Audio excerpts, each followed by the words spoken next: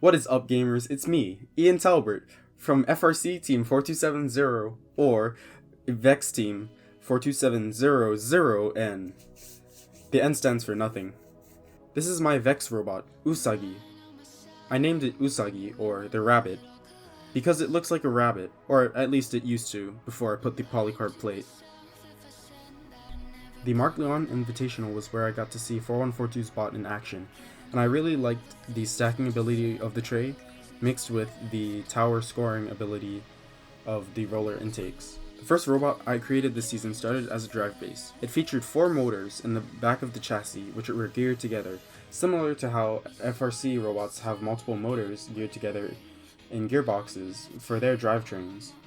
I expected the robot to be front heavy due to a double reverse 4-bar, because the weight of the mid-section would shift forward while the lift is fully raised up.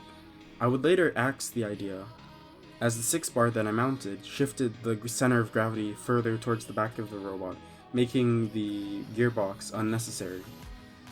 When the dust was settled after MLI, I got to work building my robot. I decided to use 2 high-strength axles which went across the lift because I thought that it would give it better stability. While it did look nice, I don't think that it truly did contribute to stability in any form. After the lift was done, I ran into the first main problem with my robot. The lift was simply too thin. The tray took up almost all of the space inside of the end of the lift, so I had to ration space carefully for stuff like my hard stop or my rollers.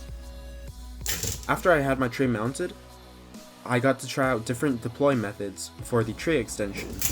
The first iteration of my tilter was attached to the base. It used a 100 RPM motor with a 1:21 compound ratio. This was extremely overkill, but I didn't know it at the time. Now, a single C-channel is very simple, but because the lift would rise during scoring, I had to mount it to the lift.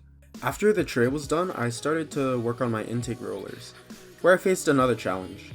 Cubes, when they came into the intake, after a certain point, they were forcing the intake rollers to bow out from the pressure of forcing the cubes up the intake. I fixed this by adding a standoff on the top lift section to hold the top bars together, as well as boxing the C-channel so that the screw joint would bow out less. After Usagi could actually intake cubes to fill the tray, I've moved my attention to my tilter. Remember how my lift was too thin? This would come back to haunt me, as I had very little space to mount and support the tilter structure. In the days before the competition, my robot was finally able to actually intake and score cubes.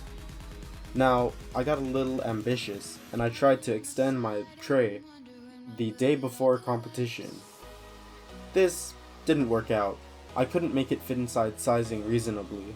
I decided to do my skills runs the night before the competition, and, well, you can just watch. While embarrassing, it was a good lesson, as I realized that I need to work more on driver practice before competitions instead of trying to just make the robot better and hope it'll carry. Throughout the day, I developed a couple of maneuvers or strategies, such as this one, where I used my lift to knock the second stage of 316B's tray, and I managed to knock a cube out.